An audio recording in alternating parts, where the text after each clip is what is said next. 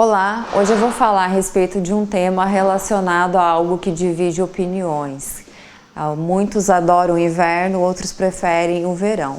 Fato é que nosso inverno está chegando e com ele a tentação de tomar longos banhos quentes e deixar a casa fechada e quentinha é muito tentadora. Mas isso pode acarretar problemas de manchas de mofo ou de umidade. Então, hoje eu vou passar para vocês algumas dicas para evitar esse problema e também para a gente poder sanar, né? Porque quem já está com a casa pronta, construída, e aí já vem um período de chuvas grande aí, muita gente já está com esse problema em casa.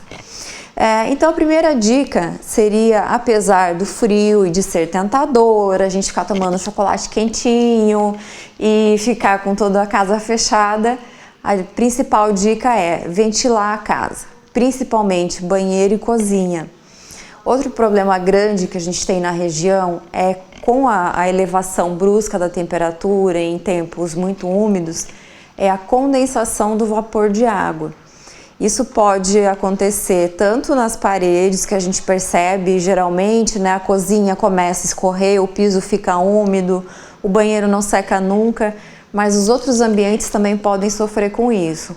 Então a dica para esses outros ambientes, além da ventilação, é não utilizar uma tinta que seja impermeável, como a tinta a óleo ou a tinta emborrachada, que algumas pessoas preferem utilizar pela facilidade de higienização. Isso devido ao problema de que a parede úmida ela vai transpirar, por assim dizer, né? Ela absorve a umidade, mas ela não respira. Então, para evitar isso, a gente utiliza tinta acrílica, geralmente, uma tinta que permita a transpiração da parede, ela bem diluída.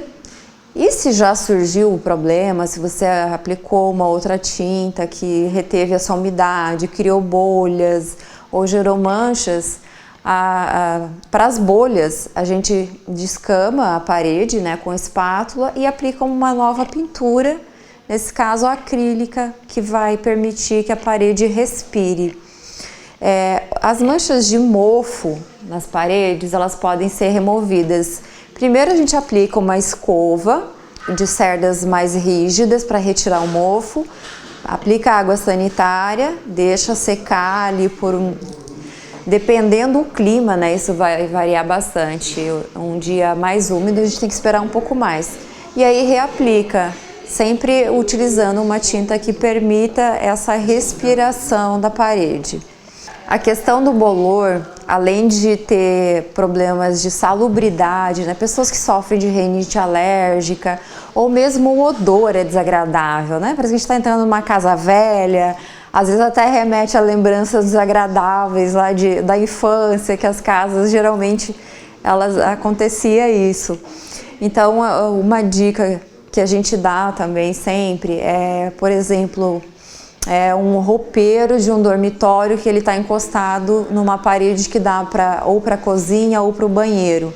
Antes da aplicação da cerâmica, apesar dela ser um revestimento que traz uma certa impermeabilidade para a parede, aplicar antes um produto próprio impermeabilizante e depois aplicar o revestimento cerâmico, para impedir que essa umidade passe para a parede que dá fundo para o móvel.